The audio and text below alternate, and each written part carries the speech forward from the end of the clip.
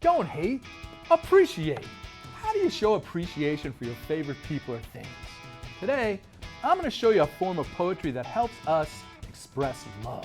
Hi everybody, I'm Kass, and we're going to focus on an ancient poetry form called an ode. An ode is a poem where we give a shout out to something we love. And when I say shout out, I mean shout out. I mean pour a gargantuan triple milkshake sized salad bowl of love over whatever you're writing about. I mean stand on top of a mountain and shout toward the sky, and do not be embarrassed, do not be shy, do not be just a little bit in love. Be a whole giant tanker ship in love. Be in love like Serena Williams loves her tennis racket, like Spider-Man loves his web shooters, like frogs love to be kissed by princesses. Okay, forget about that last part. We don't really know if frogs love to be kissed. I mean, have you ever kissed one? I haven't. Now, back to odes. When you write an ode, you want to talk directly to the object of your affections. Use that pronoun you as if you're talking straight to it. Poets often do this by using the word oh. If I were writing an ode, for example, to my hooded sweatshirt, I might begin by saying, oh, sweatshirt that hugs me close. Simple enough. Another tip for writing an ode, use the five senses. The poet and writer Maya Angelou said, people will forget what you said, people will forget what you did, but people will never forget how you made them feel. The five senses make us feel. If we want our reader to connect with our writing and feel it, then we got to use those senses. Let's see if we can activate them here. What if I said, oh, sweatshirt that hugs me close and smells like the laundry room where I folded my family's clothes when I was a teenager. How you warm me when the breeze shoots its frozen needles toward my skin.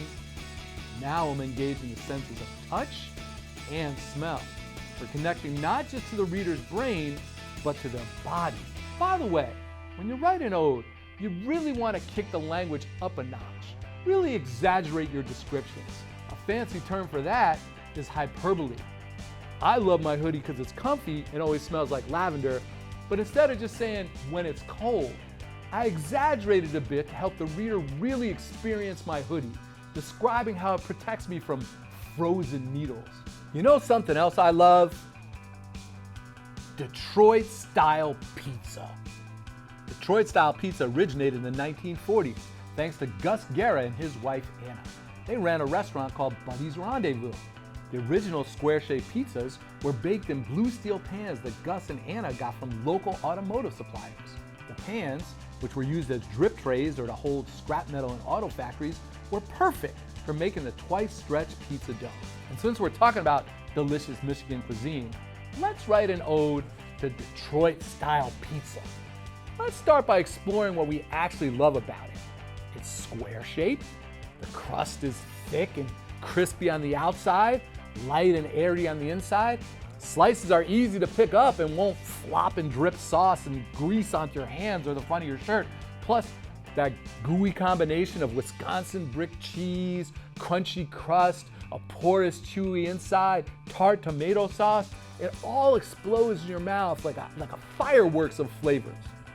Now, let's relate our list to the five senses and write an ode to Detroit-style pizza. And we'll mix some hyperbole in here too. Okay, here's my attempt. Oh, Detroit-style pizza, how I cherish your thick square brick. How I can hold you in my hands without your goo dripping onto my shoes.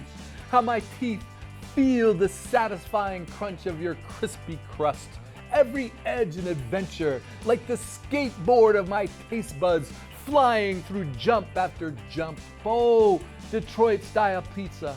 Once my teeth pass the glorious gateway of your tongue-tingling plunge, it is then I encounter the true nature of what it means to be cheese, emanating from the cheesehead state of Wisconsin.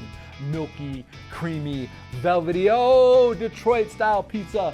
Let us be BFFs for eternity. Oh, inside so light and airy. What a sweet surprise. Like the city itself. all clank, grunt, and assembly line roar, all Rasheed Wallace trash talk and Joe Louis swinging fists, an octopus soaring onto the ice, all heart and love, revolutionary spirit of Rosa Parks and Marvin Gaye, a city versus everybody, a city with a love so big it's got a pizza style all its own. Did you notice in that ode I said cheese emanating from the cheesehead state of Wisconsin, milky, creamy, velvety? What do you think emanating means? Yeah, coming out of. You nailed it. Let me see what this tastes like. That is delicious. Now, it's your turn. Write your own ode to Detroit style pizza or any other local food that you love, really. Remember, an ode is a poem that celebrates a person, place, or even a thing, like pizza. To fill your ode with lots of love, use the 5 senses along with descriptive language and exaggerate. Aim for at least 15 lines. Have fun.